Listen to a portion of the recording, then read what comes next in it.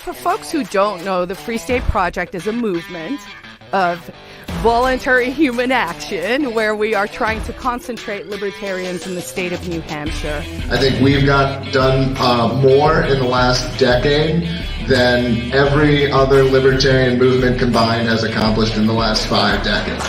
Are my friends and my neighbors who are willing to stand against tyranny, make their voices heard, and have a goddamn impact. We have a problem where too many people are afraid to say what they believe in, let alone actually do something about it. If you're afraid to stand outside the TSA line and piss off 97% of people who are waiting to just take the arm, build it up their ass in 5 seconds, then you're probably not ever going to make the change. Free State Project, again, it's 1% of the Free State movement. I am a friend of the Free State Project. And would you encourage people to check it out? Absolutely. Check it out. Find out. If you like it, join and continue the effort.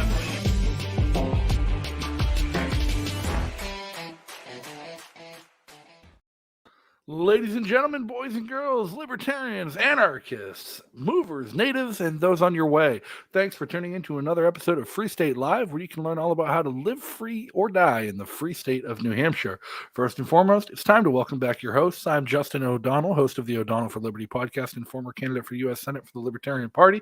Joining me, as always, we have CEO of Library and FSP board member Jeremy Kaufman. How's it going, Jeremy? Great to be here, Justin. Awesome. Bill Barger, who will be popping in eventually. He's somewhere behind that avatar.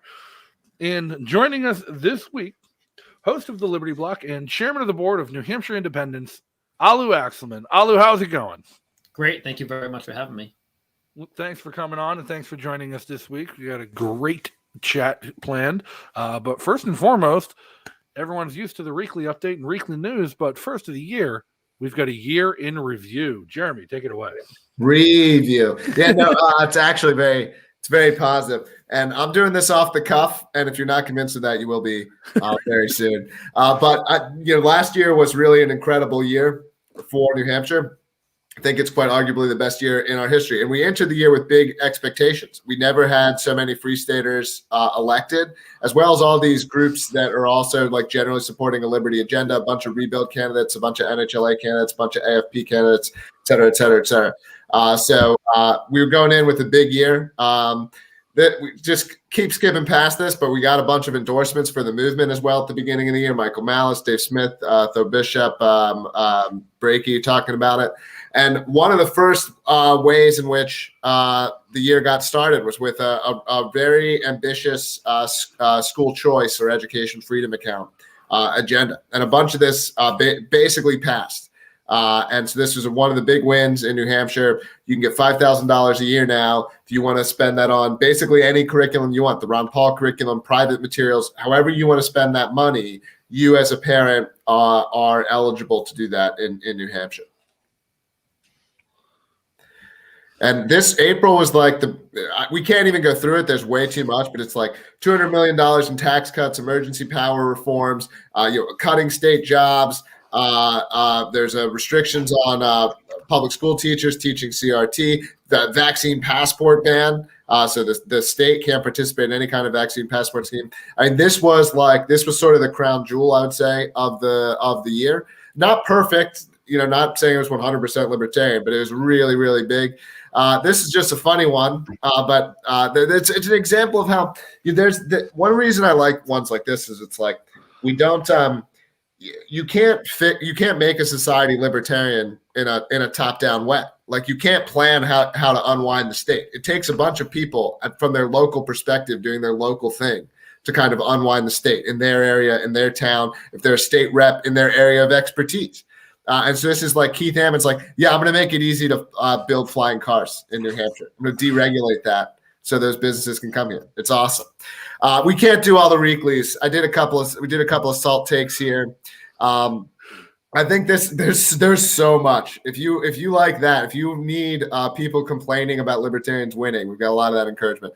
This was sweet, and I think this is an example of how like another way that the libertarians win is a bunch of them get elected. They make good arguments to people who might not be all the way to libertarian philosophically. Maybe they're a bit of a like classical liberal Republican, or even if they're like a more traditional Republican or a more traditional conservative. Some of the libertarians are able to come in, talk to them, change their minds. So way more candidates got graded as libertarian than were actually endorsed as expected to be libertarians. This was a cool win in that regard.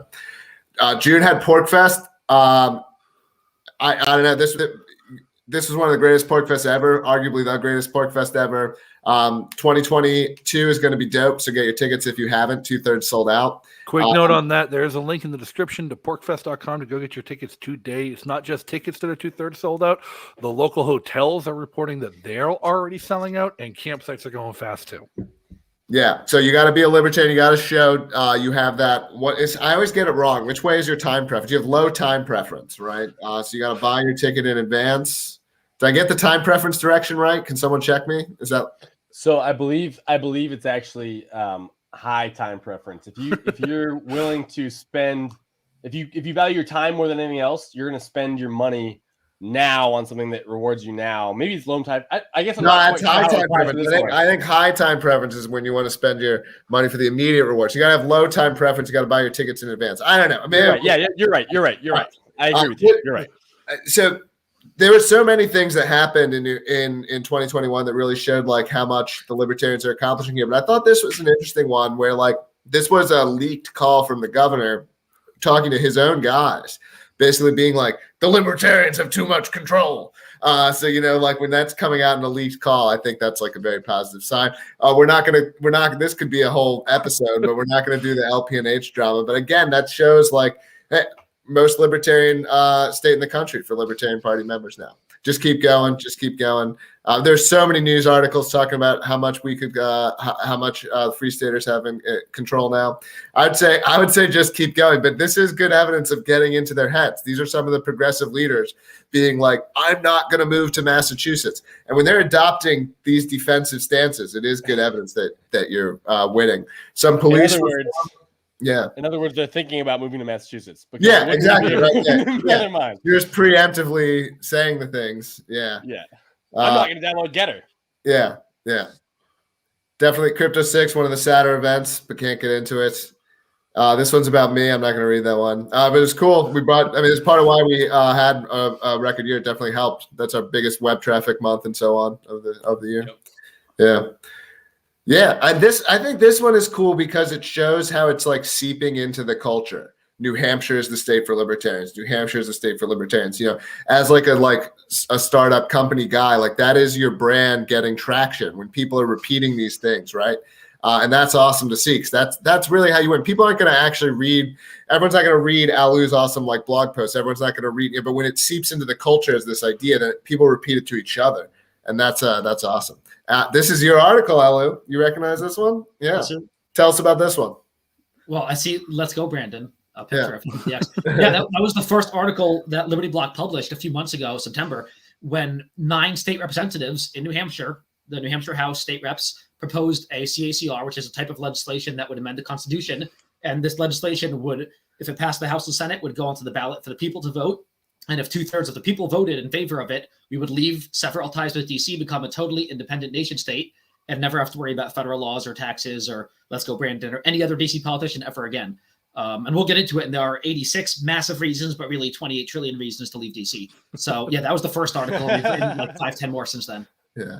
Maybe we should just jump. I don't know how much. There's a couple. Maybe just scroll fast. That's more. They've definitely been organizing more and more against the Free State projects. It's been incredible to see how much we're occupying their mind share. Record low public schools. Yeah, right on.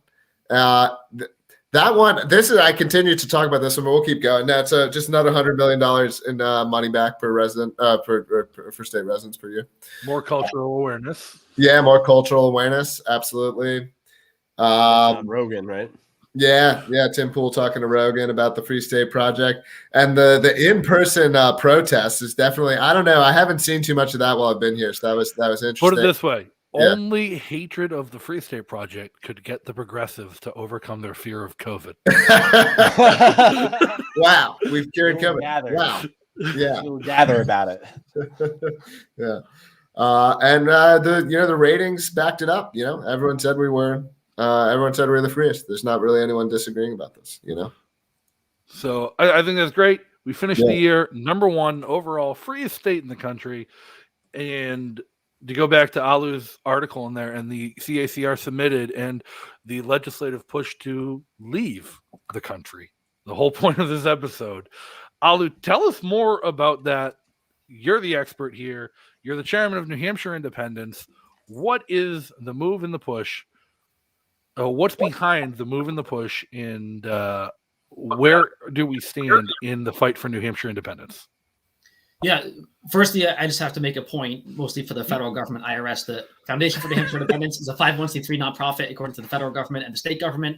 And, we're officially a corporation with both. And its job is to educate people about the benefits of an independent state. We can't really support any specific legislation or legislators or anything like that. It's just to educate people about the benefits of independence. That being said, as a person, I got a tag team on that. The Free State Project is also not taking any stance on this legislation whatsoever. But yeah, please. As a person, I do have free speech. Obviously, I have a natural right protected by the Constitution of the U.S. and New Hampshire. So as a person, I think this legislation, this bill, is phenomenal, and I'm supporting it. And I worked with the state reps who proposed it, and we're still working to get it through.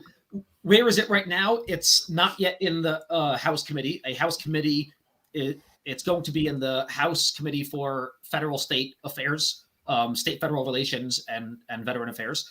And the first public hearing is going to be probably second half of January, we believe, but it depends on a lot of other factors and the other bills that are coming first. And that's a public hearing. So for those who aren't yet New Hampshire, free staters who haven't moved yet, New Hampshire has the most transparent and the most accessible legislature in the United States, maybe in the world. Every single bill, barring a few tiny, complicated, messed up things, almost every single bill gets a public hearing where everyone, for at least one hearing, maybe more, every single person who lives in New Hampshire, maybe everyone who comes to the state house because they don't check ID, everyone gets to speak on the bill for as long as they want. If there are 1,000 people in the room, they'll move it into Representatives Hall, which has 400 seats because we have 400 state reps. So if we have 1,000 people, the chairman of the committee may use his privilege to limit speakers to 5 or 10 minutes or any arbitrary number. But in general, every single person gets to speak on every bill as long as they want. I've spoken for over 8 minutes straight on House Bill 628 a few years ago to kill a new income tax. They let me speak as long as I wanted. So every person will get a chance to make their voice heard. That'll be the first big battle. This committee, I already spoke to a few members, at least a few will support the bill. So it's not going to be one of those where all 21 members want to kill the bill and recommend killing it. And if it's 21-0 vote recommending the House kill it, what would happen is it would go on a consent calendar, and the House could theoretically adopt the consent calendar and kill it and instead immediately without a roll call vote. But that's not going to happen because at least 2, 3, 5 members of the committee of the 21 will support it. We're hoping the chairman of the committee will support it. He's a pretty strong conservative with some liberty tendencies, and he should support the Liberty Bill, especially with DC getting worse and more tyrannical and anti-independence, taking away our sovereignty every day. So if a few members support it or even one supports it, it'll go to the House. But even if it were on consent calendar, like the highway to being killed, still one member of the House could pull it off consent calendar and make an individual debate, an individual roll call vote with everyone on the record. If 10 more representatives stand up, I believe there will be a roll call vote so we can get everyone on the record. Right now, of the 400 state reps, and this is a CACR, it's not a regular bill. So being a constitutional amendment, we wanted to make it as legitimate as possible, because once a constitutional amendment passes, 60% of the House, 60% of the Senate, and 67% of the people, then it will be very hard for the federal government to seem legitimate when they say, no, it's unconstitutional, because one judge is going to say that. One federal judge will say secession is unconstitutional and throw it out. We know it's going to happen anyway, but they'll look a little dumber if it happens with the CACR, where 2/3 of the people voted on it in addition to 60% of the legislature. A regular bill with 51% of the legislature and no people involved, it'll be a little easier to say it's unconstitutional. So that's why we chose to go with the constitutional amendment concurrent resolution. So in the House of 400 state reps, it needs 3/5, which is 240 reps. There are like 210 Republicans. They would need every Republican and 38 Democrats. It's not going to happen this time around, 1 in a billion shot. But I'm anticipating on the low side 30, on the high side 100 state reps, which would be a quarter of the House, which would be tremendous. So kind of could be like 30 to 80, 30 to 100, roughly maybe 50 to 100 when I'm optimistic. And then, that's where it seems right now. But again, if the vote's in a month and the federal government is 40 trillion in a month, a lot more will vote to leave the union, the sinking ship. So if DC finally passes HR 127 in Congress and bans all guns, that might be 200 state reps voting for it, right? Maybe even 250, and it might even pass the House and then go to the Senate. So DC gives us more reasons, and I've written so many articles on libertyblock.com and wrote a whole book about it. There are so many amazing reasons, like hundreds of powerful reasons why we have to leave DC because it's an abusive relationship. So I'm willing to take questions from you guys or the audience or whoever. Yeah. So what would be, you say it's a constitutional amendment, right? I guess just as far as the details, I don't know exactly what it would be. I know that in the New Hampshire state constitution, I believe there's already like a right to revolution, which is pretty radical, right? It's like not just independence, like you can sever ties from the federal government. It's like you have the right to have a revolution and abolish whatever tyrannical government is imposed over you. So what would this be exactly? What's the amendment to the New Hampshire state constitution that's being pushed as far as like verbiage? Maybe not specifically, but like what does it mean? That's a great question. And the New Hampshire Constitution already has that. The Declaration of Independence of the United States already has a similar sentence in it, a similar clause. And the Constitution probably has something similar. And many other state constitutions may have a right to revolution. And it's amazing. And go read it. It's in a few of my articles. It's Article 10 of the New Hampshire Constitution.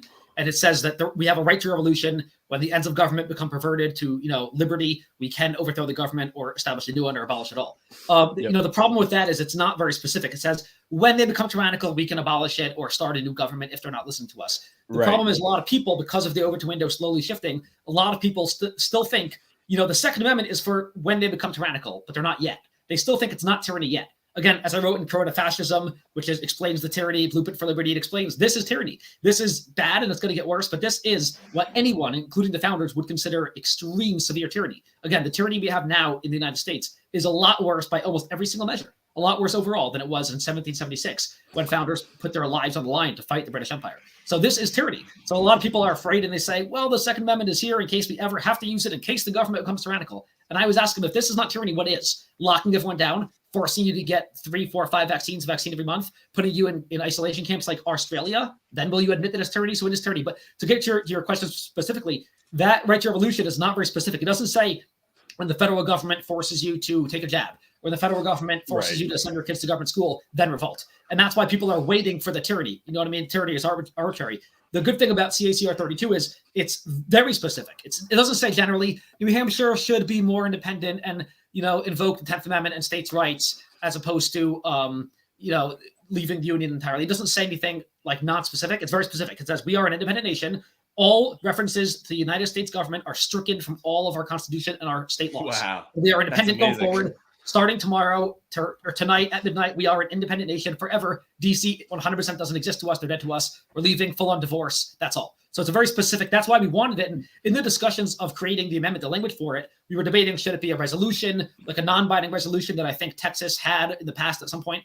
Like we should start thinking about independence, or we should not let the federal government bully us that much. Those don't carry a lot of weight, don't have teeth to them. So this, again, it's a very high bar to pass. 3/5 of the legislators, and 2/3 of the people. But if it happens, then it's very specific, and it's very hard for the government to say the people didn't want it, because 2/3 of people saying they want it, 3/5 of the legislature, and for so many reasons why we want to leave, it would be very hard for them to say it's not legitimate. Also, they've been supporting independence movements around the world, right? They support Taiwan, I believe, Hong Kong, Ukraine, maybe Catalonia. Independence movements that the US government usually supports. It would be extremely hypocritical. We've seen them be hypocrites before.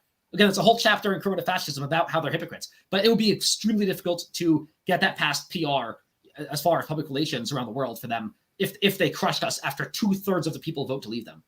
Right. Yeah. Right. Well, I think one of the things it accomplishes the biggest, even though you were a little bit disdainful of this maybe, is it gets people thinking about it. I mean, it's gotten so many people talking about New Hampshire, looking at New Hampshire. It is that concept of the Overton window or whatever. Like it's really, I think, impactful in that direction. And so even if it's not, and I like in full go pedal to the metal, let's get as many people to support this thing as you can. Like it's so helpful no matter what, like no matter where we go, it's getting people to think of it in this way as like, hey, this is a possibility. Why should we be together if we don't if we don't share some of these same values or these same perspectives, and that's one of the honestly the best parts about it is we don't have to fight to dominate each other. to the same degree. If you want COVID tyranny, if you want a federal government that controls half of your life or more, depending on how you want to count it, like, yeah, you can have that. That's great. We're not taking that away from you. We're not trying to take away all those regulations that you care about and need to keep you safe or whatever it might be. We're not trying to take away your Social Security or whatever you're scared of. Those are all available to you. And so I think I really like the approach and the design. So I had a conversation for all that. Well, honestly, I had a conversation on this subject with Jason Sorens when I had him on my show. And we were talking about the choice of New Hampshire for the Free State Project and how New Hampshire was chosen and why New Hampshire was chosen and how New Hampshire has become the freest state in the country. And when I brought up the topic of secession, where does he land on it? Like, we settled on, like, even if it's not possible, even if it's a very high bar to pass and it doesn't seem likely that it will pass, the very fact that it's happening and getting as much coverage as it is means we're forcing people to have a conversation about what the federal government does and whether or not we want the federal government to do what it does here in New Hampshire.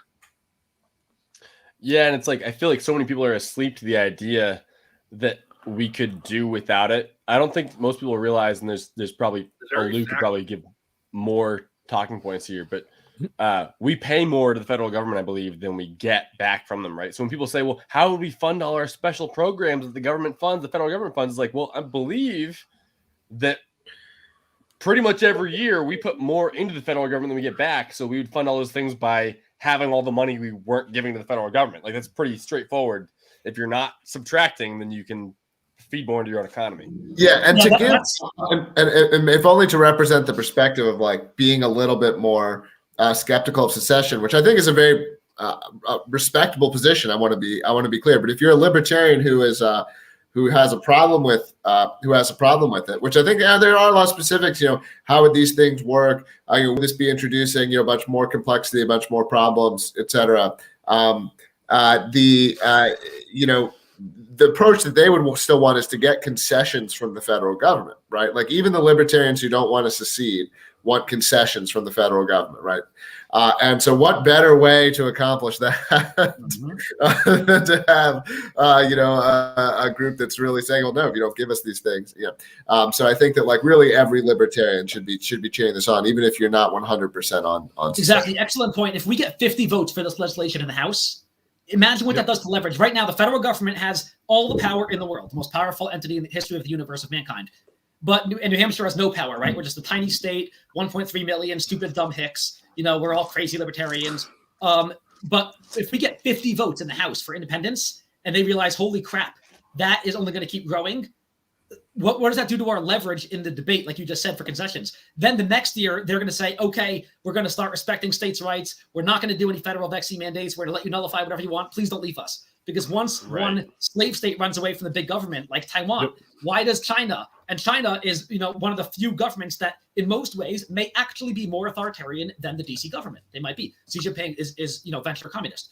But they don't want Taiwan to leave. They want Hong Kong to come back, like the deal said. They don't want any other part to leave. One China initiative, because once one part leaves, other slaves, like a slave owner, if one slave runs away, the others might get some ideas about running away. So they don't want us to leave. And like you just said, leverage. Just think of leverage like nullification. If we get 50 votes in the House or 70 votes in the House, which we already have, I've heard from 50 reps or more, they will support this bill. So just that on the leverage, the federal government will start behaving more. Now, I don't want this for leverage. I got to be clear. I want to leave the union.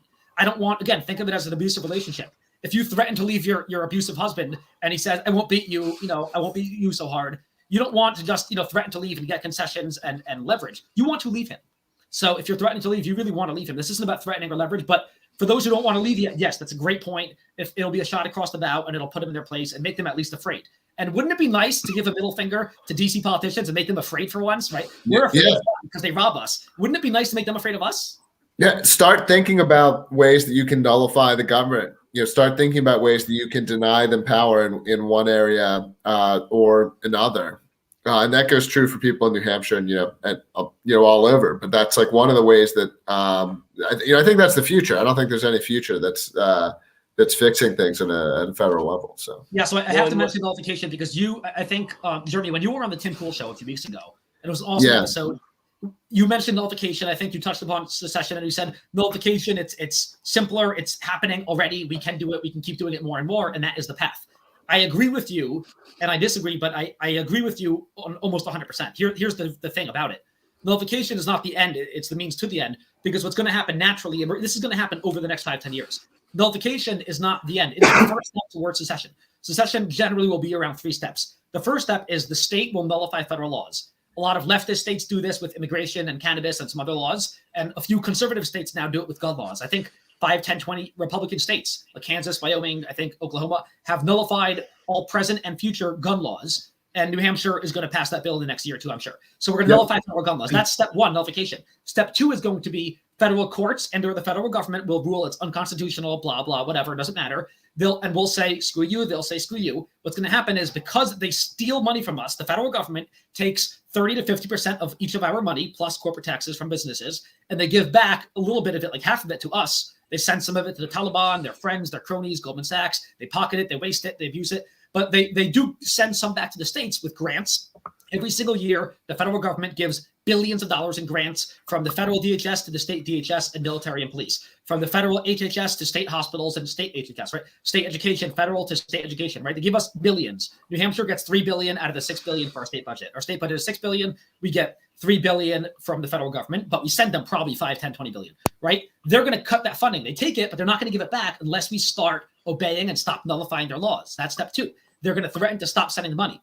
Step 3, when we have a governor who supports freedom and has a backbone, like the polar opposite of dictator Sununu, when we have a great governor one day, he's going to say, okay, if you won't send the money back, we will stop sending you the money in the first place. We're going to stop paying federal income taxes and corporate taxes. That's step 3. At that point, we're no longer obeying federal laws or paying federal taxes. That's secession by any other name, right? So I think nullification is the necessary first step. Because it's going to lead to secession because they're going to cut off funds. And either you're going to go back to obeying law, which will be unfortunate, or we're going to go forward and say, if you won't give us back the money you stole from me, I'm not going to let you take the money in the first place. So does that make sense? Why nullification is the first step? Yeah, it's almost like secession would be like the elevator, right? It's like you're on floor 1, you hit the button, and then you're on floor 2. But we can't just take the elevator, or we could try. We're going to sell the elevator to everybody, and then they're going to think about what it's like to be on floor 2. But actually, we have to take all these steps to get there. Like you're kind of pushing for more than you're going to get for with the CACR. But the idea is it starts people thinking about what it would be like to be on a different floor of the building. And then they're like, well, let's start taking these steps. And then they understand that they're getting stuff back from it. Even if they don't get all the way, it's good for them to go down this road. Yeah, even if CACR 32 functions as leverage for people in the legislature conceding that we won't pass this bill, but we're going to pass a lot of good nullification bills, because I know there are a few bills nullifying federal gun laws and other federal laws, that would be a win, because they would say, let's compromise, let's not pass that crazy radical amendment to the Constitution, but let's pass some really strong bills limiting the federal government. What I would love to see is bills that nullify federal laws, all federal laws, and punish federal agents and state or local government agents and law enforcement agents who want to enforce it. So that would be a great bill. It's a little radical for now, even probably, but I would love to see that bill. So if IRS, ATF comes in and, the Secret Service, IRS comes in to arrest 6 of my friends for victimless crimes like using and selling cryptocurrencies, those people, instead of being supported by the police, local police here and the state police, would be punished, like handcuffed and sent back to DC. Like that would be a great bill to pass as well. That'd be amazing. So we do have a couple questions from people on all the different platforms. A fun one right here from Ron on YouTube. In a successful secession, what would the U.S. dollar still be New Hampshire default currency? That's a good question, and it's one of the questions that's not really worrying to me. There are some that are difficult questions about secession. This is very easy. If we left the Union, nothing would change, right? People think that we'd all be on fire, and what currency would we use? If we left the Union, nothing would change. We would all still be the same. I would still live right here with my wife, go to work, be a medic. Very few things would change. I would save $20,000, $30,000 a year on federal income tax. I could live with that. I don't know about you guys. I'm okay with that, saving $30,000 a year on taxes. No more federal laws, meaning if I want to start a business, it'll be a billion times easier, and no corporate tax, and no other terrible federal laws. That's all that would change. Other than that, everything would still be the same. My fire department would still be great here in Hooksett. My neighbors would still be alive. Everything would still function, right? As far as the currency, our state right now doesn't really have any laws banning currency, so we could continue using dollars at the stores and with our friends. We can also keep using currencies that are also not banned, like goldbacks, silver. I have some silver here, some goldbacks, and crypto. I bought and sold things with crypto, gold, goldbacks, and silver. We can keep library using dollar token and everything else. We're not trying to be money. Nothing You're welcome to trade them. Yeah. So another great question from Captain Phoenix on Odyssey. What do you think DC's reaction will be to a successful secession? And at what point is the risk of DC, quote unquote, sending troops worth it or not worth it anymore? Excellent question. And I go through that entire scenario in the book, The Blueprint for Liberty. And I was pessimistic, like a lot of people. My brother, Laser Hino, is very pessimistic. He's also an ANCAP, but he's even more pessimistic than me, who's like almost 100% pessimist. But he said it's not even worth trying because the feds would kill us. They would come in and kill us. And you know, I don't think he thought it through fully. And I also was pessimistic. Then I wrote the book, and throughout writing the book, I had to think it through, right? And I thought, if we left the Union, the federal government might, you know, there are three possible responses. They might let us go.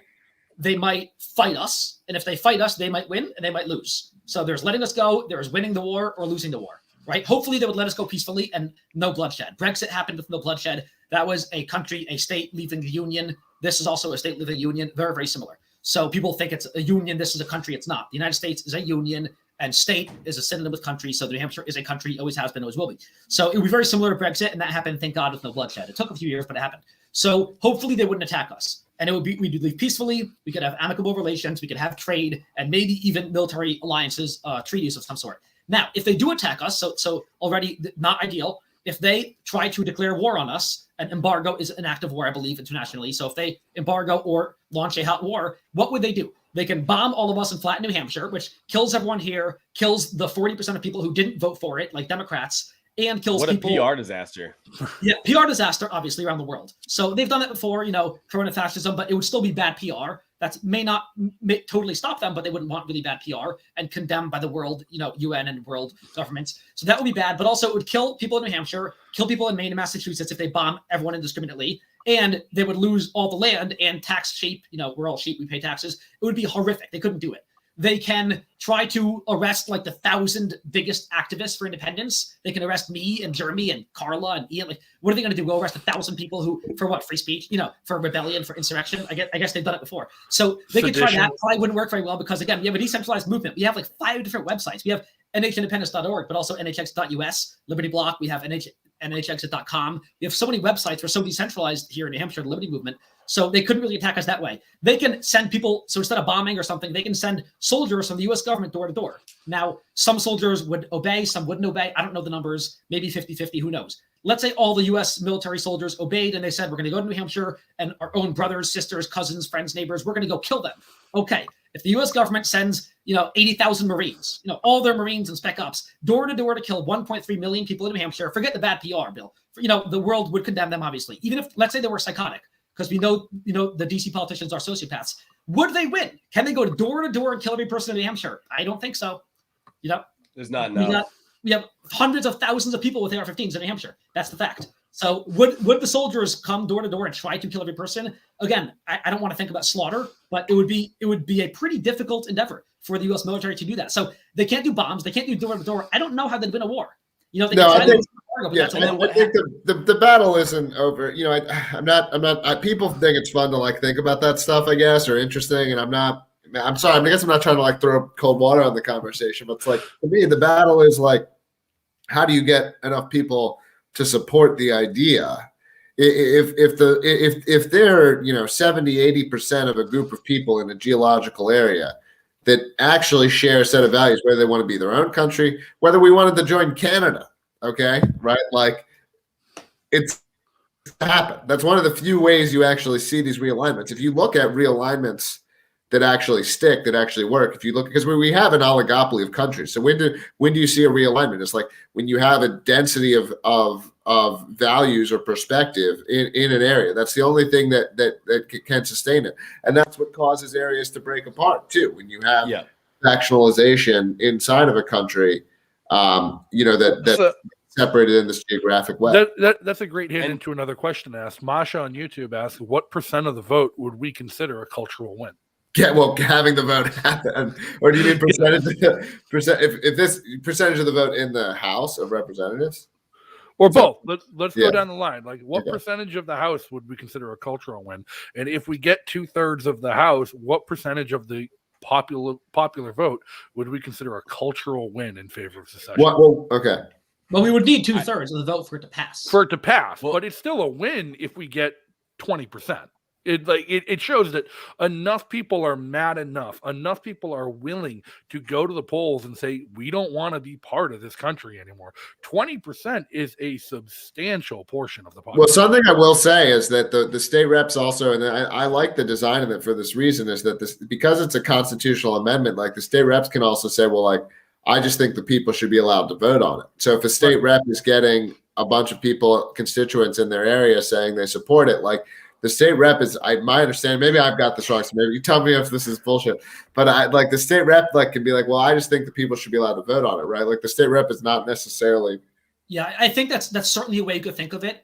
You could think of it either way. It was legislation, so if the rep supports it, votes in favor of it, some could say that they're supporting independence from the union, but I could totally make an argument that a representative can definitely use the justification for voting for it, saying, I believe it should be up to the people. This is a very important, this is the most important decision they're going to make, maybe in their life, whether to leave the union. They have not had a chance to make their voice heard, to vote on their relationship with DC in 240 years, right? So that's my life. That's my lifetime, my great-great-grandfather. Since my great-great-great-great-grandfather, we have not had a chance, me, my bloodline, to vote on whether to remain in the union in 240 years, which is crazy. Almost nobody is stuck in the union for 240 years. Every single minute I get to reevaluate my relationship with my wife, and I can't leave her. To say that I can't even make my voice heard, I can't even mention separation for 240 years. Right? So any state rep can, and they should, and that's why I'm telling people, especially Democrats who love democracy, let the people vote on everything. Let people vote. It's an important decision. If you let them vote and 2/3 want to leave, clearly they want to leave, and it's the right decision. If you think that they don't want to leave, let the CACR go to the ballot,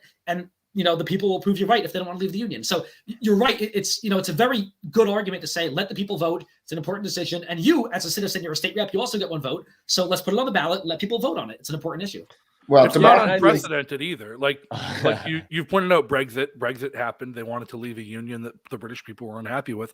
But even within Great Britain, when the Scottish people were unhappy with Brexit, they got to hold a secession referendum to leave the United Kingdom. And wasn't that 51% Brexit? Yeah, Brexit passed with like 50.5%. Yeah, this is 2/3. So if they really believe, if they believe that we're similar to Brexit or not a lot more pro-independence, if they believe that we don't want independence as much as Brexit, then there's no way the vote on the ballot will be close to 50 or 60 or 67%. We need 67%, 66.7, 2/3. Right. If they believe that people don't want to leave, then then put it on the ballot and no harm done. And that's why there's nothing to fear. Yeah, the state reps like Brody DeShays, who's a Republican on the committee who's going to hear this bill, sent an open letter to the committee, to every state rep, and emailed it to me when I asked him to support independence. And he says, this is articles of secession. It's terrible. Don't vote for it. All the typical reasons. We're going to die. We'll starve without the government. New Hampshire sucks. We're all stupid. We can't live without DC politicians taking care of us. And, they give us so much money. They're so great. I love DC politicians. Don't even pass the bill. Don't let people vote on it. And my argument, and I've asked him to debate me. He said no. I asked other state reps to debate me. I've put out public challenges to debate any state rep or anyone. Sununu, any person in the world, especially New Hampshire, debate me. I debated one person. It was great. I'll debate any legislator. And no, people don't want to debate it. Again, if you believe that you don't want it to go on the ballot, you're saying you don't trust your constituents. So any state rep, state senator who says it shouldn't be on the ballot, you're saying my constituents are stupid. They're going to make the wrong decision. They're freaking stupid. And I'm protecting DC politicians from the voice of my voters. They should be protecting us from DC. They're protecting DC from us. What the hell? This is what I love about this, right? Because what happens is with this, it reminds me a lot of the school choice argument, where when you tell people that maybe they should have a choice what school their kid goes to, and then they start thinking about that, and then somebody's like, no, of course you shouldn't. The public schools will die. It's like, well, wait a second. Like, I shouldn't have a choice what school, and you end up radicalizing people by arguing against it. And Corey DeAngelis says this every day on Twitter, right? And it makes sense. So with like leaving the union, is like maybe you're doing this thing, you're taking it for granted. This is just the way it works. And you get people thinking about it, and then the harder the pushback is, the more people pop out the sides, and they're like, maybe I need to think about this a little more. Maybe I'm not getting stuff back from my, we don't pay a state income tax here in New Hampshire. Like the only tax, the biggest taxes you get out of your paycheck, they're federal taxes, and it's like it's ridiculous. It's like 15 to 20%, right? So if you could remove that from the average person, it's like, wait, what am I getting back from the federal government for my 1 out of every 5 hours that I work? If you're making, paid by wages, what am I getting back from this? If they start thinking about this, then you're just like, don't think about that. forget it. You have to pay it no matter what. You'll die if you don't pay that 20%. It's like, wait a second. Like, you end up radicalizing people with how passionately people should get it. I think it's very, a lot of people say that the federal government wastes money. You know, we send them taxes, 20, 25, 30% of our income, and corporate taxes and sales taxes and gas taxes, 100 other taxes, but they don't waste our money. It's a lot worse than that. I wish they wasted our money. I wish they lit it on fire. They kill people with it.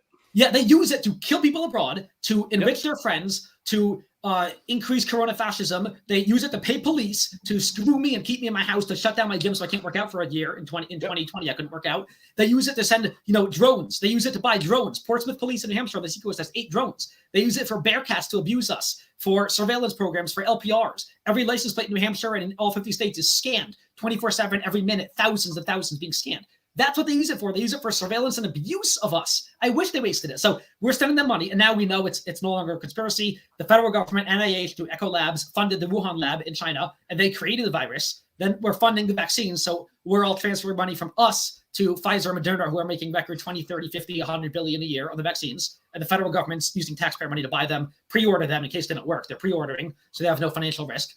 And, that's where our money is going. So if you like paying federal taxes, and that's why I love those memes where they said taxpayer pride. I like paying taxes because I'm proud because it goes to fund, roads and hospitals. And someone memed that and said, my taxes go to pay the Taliban, create ISIS, to abuse dogs like Fauci abusing puppies and abusing actual orphans in the Bronx orphanages of Black and Hispanic orphans. That's where your money really goes. And the next book that I'm going to write about taxes explains a lot of that. Taxes are not wasted. They're not used for good. They're used for bad. So it's actually immoral to pay taxes. Well, on the topic of resources, I would say on the topic of resources and taxes and what we do get from the government, and the best question I've seen so far, and something that seriously needs to be discussed if we want secession to pass, what will happen with resources? Does New Hampshire have what it needs to be independent? Energy, food, etc. What about trade deals? Who will New Hampshire trade with? Excellent. That's the one question that I totally admit and concede that is the one hardest issue we're going to have to deal with. The currency is not hard. We can use dollars or gold or dollars like we do. Just nothing changes. The one issue is if they embargo us and the federal government, again, embargoes us and doesn't let us trade with any other state or country in the world, it will hurt. I'm going to be honest. I'm not going to say we're sunshine and rainbows. New Hampshire produces every resource in the universe we'll ever need ever, and we could be a hermit nation and survive. Obviously, I understand there's specialization and there's a reason we trade internationally with the world. Now, what that person doesn't realize, and here's a good argument on my side, is if they do embargo us, and what he just commented was, what about embargo? Embargo is, I believe, generally an act of war. So will Congress declare war against us? Meaning embargo, starve us, and put Navy ships on our seacoast and put men on, all of our borders from Canada, Massachusetts, and New York, Vermont, protecting us, protecting them from trading with us. That's war. Sending men with guns to stop trade. That's war. Will they go to war with us? Maybe, maybe not. I think probably 50, 60, 70% chance they won't. Maybe 20, 30% chance they will go to war with us. But again, we're saying, yeah, ridiculous Patrick Binder, but they've done it before. It's, if they declare war against us for leaving, like, for instance, again, if a woman is debating leaving her abusive husband, and one of the reasons she's debating whether or not to leave is because if I leave, he'll kill me, that's more reason to leave. But if I leave, he'll declare war. Yes, that means you should leave, honey. That's more reason to leave. I get it. It's scary. He has a gun, and if you try to leave, he'll shoot you in the back. But that's more reason to leave. It means he's violent and abusive and a psychopath, right? So will they declare war against us? Maybe 20, 30% chance. It's hard to say. I don't know. It could be 0, it could be 100. I don't know. But if they do, it'll hurt our economy. We're going to try to trade with Canada. Trudeau is a pussy. He'll listen to the DC government. That's fine. We'll try to trade with Vermont. They may or may not listen. Maine is a lot closer to our ideology than they are to DC or Massachusetts, so they very likely would. But keep this in mind. If they embargo us, they're cutting off all of New Hampshire and Maine. That's millions of Democrats as well as Republicans and Libertarians and Independents. So will they want to starve and declare war against Maine and New Hampshire, all billions of citizens? I think it's highly unlikely. Well, get this, though, too. It's like New Hampshire is a legitimate market, right? Whether like the government bans it or not, people are going to want to trade with it. There's people who need stuff here, and they do work, for companies, and we do produce things here. One of our biggest exports, I think, is like jet parts. Mm-hmm. And every developed country is like looking for that kind of stuff. We have a deep sea port here. It's not like we can't trade with other countries. Now, I guess an embargo, but that legit, how long are they going to post up? And what is the history of embargoes on like small nations as far as the U.S. goes? Like, how successful has that been? Well, it's and a declaration of war. When's the last would time they do that next to Maine? It's so crazy. I think more importantly, like, I don't know. I think that your hardest challenge is getting the population actually convinced. And then if the population is convinced, it's not clear to me what's manifesting the political will on behalf of the United States government to perform those kinds of actions against the United States. Like the thing is that like the government is not an individual. The government is not a coherent entity. It's a bunch of individuals all the way down. Here's what will determine how the government reacts to a state seceding from the Union. If it's popular in the United States generally, or the other people are generally cool with it, then the government will support it. If there's a political will, if 80% of the country wants the government to march in with armed forces to New Hampshire, then the government's going to march in with it, regardless of whether it'd be successful or not. Like, that's a good point. Yeah, and I think there has been some polling on Right. it, and I think around the United States, people were asked if one state left the Union, would you support sending U.S. military to go there to forcefully kill him or bring him back? and I suspect that's very unpopular. Yeah, very, very Yeah, much. of course. Well, and that's the thing. Like your battle is legitimacy for the idea among the state populace. If you achieve that, you'll achieve victory. The notion that it's about like wargaming scenarios with the federal government, I think, is a masturbatory libertarian fantasy for people who like this idea of being like holed up in their house and shooting people or something. Like you gotta, if you want to win this battle, it's about winning the hearts and minds of your neighbors. And that's how you're going to ultimately win. Sure, and we're doing that. Well, But the authoritarians are helping because they are painting us as Totally. COVID deniers and crazy radical insurrectionists, and they're going to get you sick and die, and they're crazy radicals who want to destroy our schools and everything bad. So, right now, Democrats or leftists or authoritarians want us to leave. They're you know what I mean? They're demonizing us so much that when we finally leave, they'll say, "Good riddance. We want you to leave." And maybe 50 years ago it was different with JFK Democrats. I don't know. But right now they want us to leave. In fact, they want to kick us out. They hate us so much. The division is there already. It's like a spouses fighting, and they both hate each other and want to leave each other. So once one leaves, they like you said, on the other hand, they may not chase each other. They may want the other to leave and be totally fine and happier for it. Well, on the flip side of that sentiment, like on how many people would support sending the military to keep New Hampshire locked down and keep New Hampshire tight, Captain Phoenix on Odyssey in the chat keeps bringing up, like, how many other states would follow suit if we proved it was possible? Bingo. Once New Hampshire leaves, they're going to send Right. the slaves. Once one slave runs away, it takes, 2 seconds before the next slave runs away because it's an idea, it's possible, it's been done, it's no longer unprecedented. If we left, I would say Texas would leave in a second. That being said, they have to file a bill, takes a year to be heard. The Texas legislature, I was just talking to Daniel Miller, he said it's like the opposite of New Hampshire. It's extremely difficult. Like almost every bill, like 90% or something, dies right away. It's very hard to get bills passed the legislature in Texas. So it might take a few months to a year. But that being said, as far as legislatively, in an instant, once we left, Texas and Wyoming would start filing bills that would have massive support, and they would leave as soon as possible, as soon as a bill could pass the House in a few weeks, maybe. So other states would leave, and then once Texas and Wyoming and maybe Alaska, and then a bunch of other states fracture off, and Florida would leave because DeSantis, I think, is getting very, very close to leaving the union anyway. Then they can't fight on all fronts, right? They're not going to fight a massive war against Florida and Texas. They'll let them leave. So I think that's another good point. So beyond that, once they're weakened, if you have like a bunch of the red states that are paying more into the federal government, leaving, and then you have these dependent states, if they can't control you, they're at least going to want to trade with you. They're not going to want to destroy you because they can't feed themselves. Now, I guess like if you look at like how many states get extra money, we get less from the government than we pay in. How many states? I don't know what it is. It's probably 25 to 30% of them, I would imagine, are receiving more money, much more money than they pay in. So like those states, they're not going to want to blow up the productive states. Yeah, it's pretty complicated because the federal government takes money, and like I said, they don't give it back to every state. They don't redistribute it evenly. A lot of it is wasted in administrative costs. A lot of it is sent abroad to, we give a few $1 billion a year to 190 countries, right? Like every country in the world besides maybe Russia and China and North Korea. The United States sends money to every single government, like 195, 190, every country.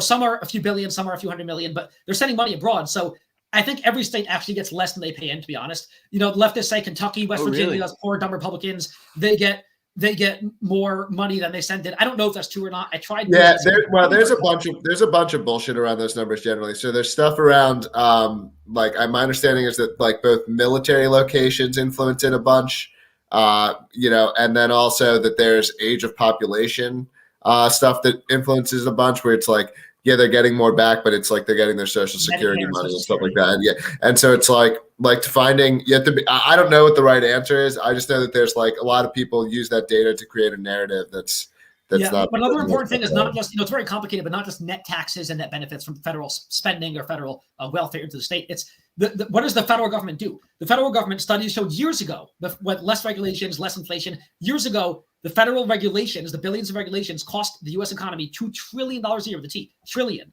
a year just in regulatory costs. So if the federal government ceased to exist, everything again would stay the same as now, but the lower regulations would save the economy $2 trillion a year.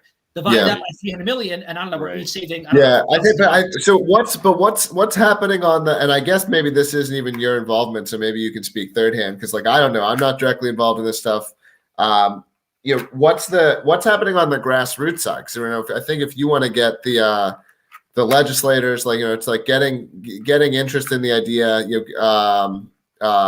inside the state and so on. What's happening there? What are Free Staters doing? Well, I've been telling my Free State friends and a lot of other pro-liberty people in New Hampshire to call and email their state reps. Right now, the biggest things you can do is email the House Federal Relations Committee in the House committee that's going to hear the bill, and that email will go to all 21 members and tell them, please support the bill, get it into the House, get it on the ballot so we can have a voice on independence. Also, email your state reps because your state reps want to hear from you, and in a few weeks they will have a chance to vote in the House. And tell friends about it. So I talk to friends at work about it, a lot of people about this, and right, left, and center. And I've spoken to centrists who support independence. And I was surprised. I thought it was only radical libertarians and a few wild progressives who support independence and splitting up the union. But even centrists realize that, wait, California is crazy, too far left. Maybe New Hampshire is too far libertarian or too far right, or Florida is too far right. I'm a centrist. I want some centrist states, maybe Iowa. And I want to split the union so we can have centrist states. Because again, right now, the federal government has a one-size-fits-all for everyone. And that's like crony, corrupt, venture socialism. That's terrible. But even California doesn't like it. Because of course there is in basically every state. There's a lot of New Hampshire pride, It's like, I like that, though, because we're better than you. You don't deserve us. That kind of, that's my attitude.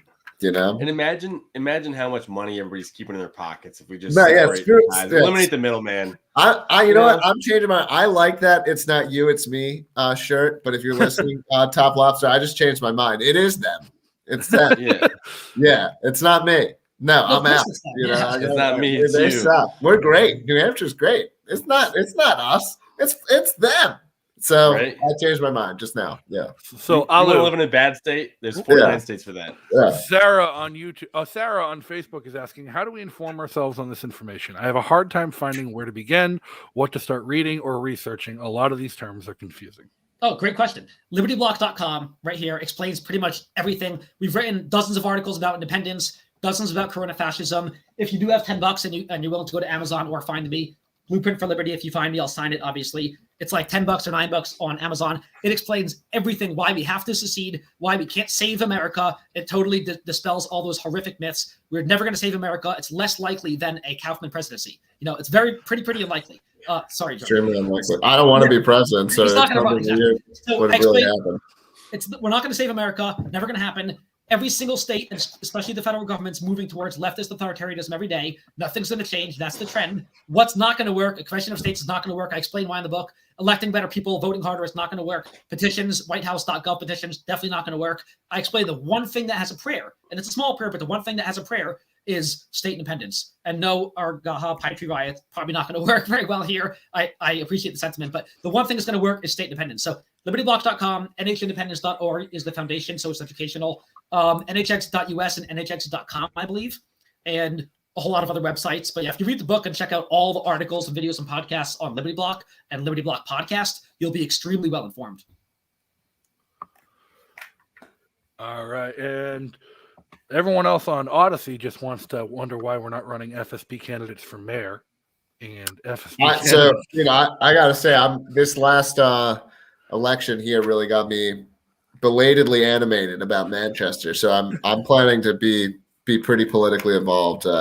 What is that, 2023, I guess? I've got a little bit of time to wait. But we might even have time to revive the old West Manchester seceding from Manchester movement. I can't, but I think these municipal races, like I learned, what really animated me was learning how few people are participating in them, which to me is an opportunity. Like fighting for your state rep and your Senate candidate and so on, when like everyone's like plugged in, like the real opportunity to me as like an entrepreneur, I'm like, well, no, the opportunity is when people aren't plugged in, because I need to get a way smaller number of people bought into doing something a little bit differently. Yeah. So this is completely off topic from the show, but I was this. You're running I against learned this in the last year, and it's like completely. I've changed my thinking. So yeah. You could run against 2 NPCs in an election where 8 people vote. I don't want to run. I don't want to run. I just thought that like there was reportedly, the Liberty can't. I don't know. Victoria's like she tried, I guess, but like we need. I want somebody sharper could run. So Kristen on YouTube says we'll get more support if there's a plan for filling in the gap where federal funds will be withheld. Homeland Security, Social Security, etc., creating a seamless transition. You can keep. It's a good question, but I think it's pretty simple. We're sending the money there. They send back like half of it. If we don't send the money in the first place, meaning we withhold, not like withholding like taxes, like withhold from them, federal income tax and federal corporate tax, the 2 biggest federal taxes, we're going to have billions more in the state, maybe 5, 10, 20 billion more. Once federal regulations aren't also costing us regulatory costs that just go to paying, a few lawyers or accountants or federal government regulatory costs, we're going to be saving, billions more, 5, 10, 100 billion more. So we're going to save a lot of money there. As far as Social Security or benefits you paid into, you should still get them. Now, Social Security is still paid even if you leave the United States. So they'll most likely still get that unless they really consider us an enemy state, which again could happen. As far as Medicare, if they left the United States, I don't think they would still get that, but they paid into it, and that could be part of negotiations as we leave. So as we left, there will be a lot of negotiations to figure out. Of course, the federal government would want their federal land, like the White Mountain National Forest, and maybe the Peace Air Base. We'd tell them to go screw themselves. They might pay us a few $1 billion for that, because what's it to them? Why not print another few $1 trillion? They might pay us for the shared, ownership of Peace Air Force bases on the border. They could use some air force. That's fine, maybe, but there are negotiations to be had for sure. But again, the money I think is totally not an issue. We're going to be saving billions and billions. Besides for a total embargo, we're going to be among the most prosperous nations. Again, right now we have the highest median household income in the United States and one of the highest in the world. We have the lowest unemployment. We have essentially the best economy in the United States and maybe the world. Right now, get rid of the 2 biggest obstructions to a hot economy: taxes and regulations. They're both being cut to near zero. We would boom like Hong Kong times 1 trillion, right? We would be the absolute best economy in the world by a big, big long shot, like infinitely better than Singapore and Hong Kong and all that stuff, and Japan. We'd have the most economic freedom and the lowest taxes in the world by far, meaning Musk and Bezos might want their headquarters to be listed here and have some factories here, because there's no federal corporate tax or federal income tax to their employees or federal laws or FMLI, so they would want to move here. Then negotiating on our side of the table against the federal government, we have Musk and Bezos, right? So that also changes things a lot, because once, what more could Musk want besides living in a place or headquartering his company in a place with no federal income tax, no federal corporate tax or regulations? Those are the biggest things for a big business, right? He would save billions a year in taxes and keep his money from Senator Karen by moving to New Hampshire. So I think we'd have them on our side as well, and that would make us even more powerful. There's so much more we could talk about here. I can go so much more we can talk about here. We've covered a lot. It's been a great conversation, a fantastic conversation. I think we have one question that truly caps it off and ends the show, and it's from early on in the show. Chris on YouTube, looking to move between March and June. Is there anything I could do in the months before to help myself? Liberty Forum seems like it's something I want to attend. Chris, you absolutely should attend Liberty Forum. You should go and get your tickets as soon as possible, because it's going to be a great time. So visit nhlibertyforum.com to get your tickets, book your trip. If you need help figuring out how to get here, what to do, fsp.org/visit New Hampshire. Get connected with Chris and everyone else volunteering, and they can plug you in, help you find out where to stay, what to visit, who to get in touch with, and check out the FSP calendar, where you can find Liberty events every day of the week. And if you are going to be in town for Liberty Forum the first weekend of March, you should be aware that they are holding a Liberty bus tour of the Merrimack Valley region, the Friday night before Liberty Forum. So come in early, take advantage of that.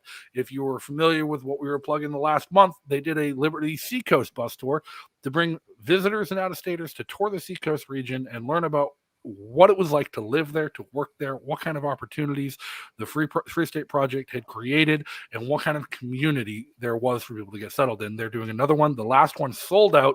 The link is in the description to the Eventbrite if you want to get tickets for that Liberty bus tour. And make sure you do make your visit. Aside from that, coming up, other events we have coming up, the New Hampshire Libertarian Party and the New Hampshire Republican Party are holding a charity hockey game in February to raise money for the New Hampshire Children's Scholarship Fund, and everybody should go look that up. Visit the Republican Liberty Caucus or lpnh.org for information on how to get tickets for that.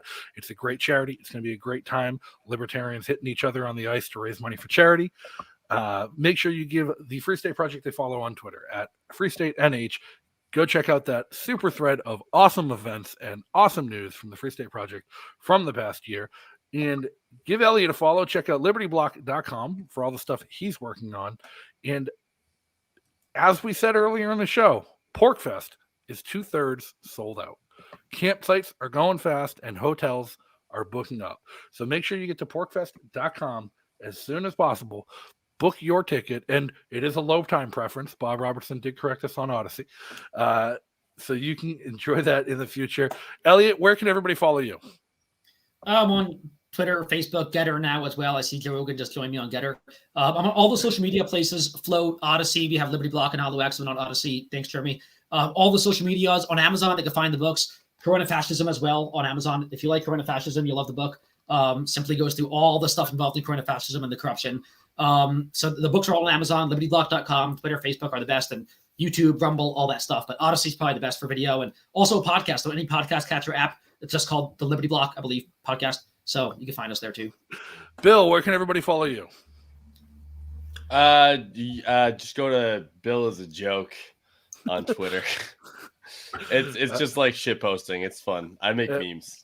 Bill is our meme lord extraordinaire. Worth checking out, worth watching. He's funny, and he hasn't been banned yet.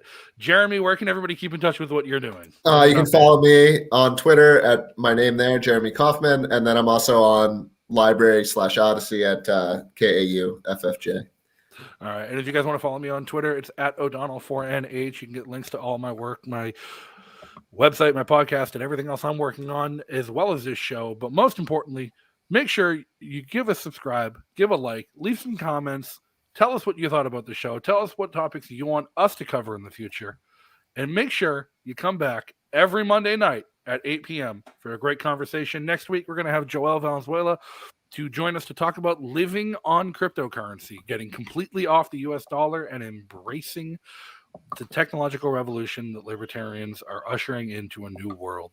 And until next time, be free. A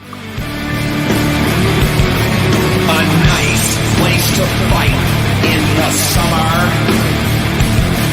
A nice place to fight in the winter.